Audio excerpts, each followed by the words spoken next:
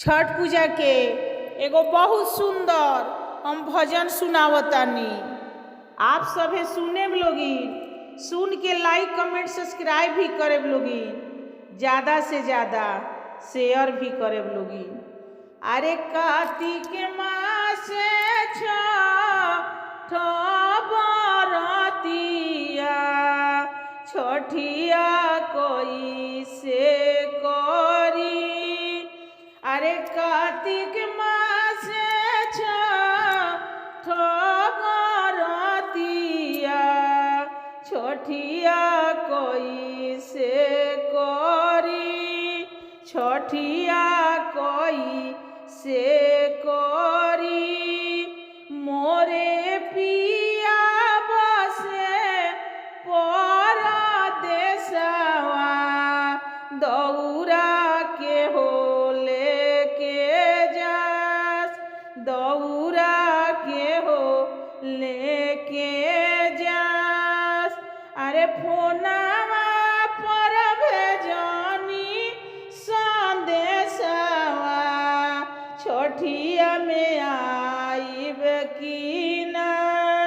अरे फोनवा पर भेजनी संदेशवा छठिया में आइब की ना, छठिया में आइब की ना। किए ले जाई है दौरा सुपेलिया, किए पाँचे पाँचे पार।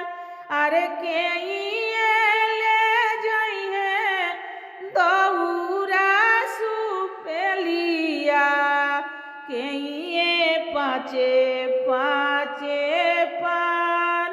अरे किए ले जाई है जोड़े जोड़े काला सवा, किए उखिया के गाछ के हो ले जाई उखिया के गाछ, के हो ले जाई उखिया के गाछ।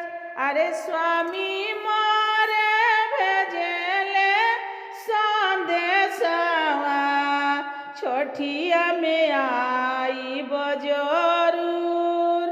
अरे बेटा मोरे भेजेले संदेशवा छठिया में आइब जरूर। तोहरा संगे ले जाई दौरा सुपेलिया और पाँचे पाँचे पान, और पाँचे पाँचे पान। तोहरा संगे ले जाई जोड़े जोड़े काला सवा और उखिया के गाछ। तोहरा संगे ले जाई जोड़े जोड़े काला सवा और उखिया के गाछ, और उखिया के गाछ। दिल मन से कर धनी छठ बरतिया, मानसा पूरन होई तोहार।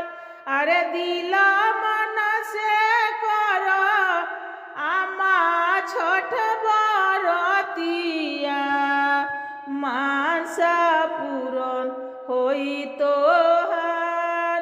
अरे बड़ा रे कठिन के बरतिया धनी मोरे लिहली उठाय, धनी मोरे लिहली उठाय।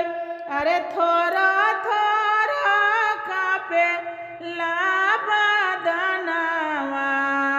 ओठावा गईले झुराय, ओठावा गईले झुराय, ओठावा गईले झुराय। आप सभी के गाना सुनने के लिए धन्यवाद।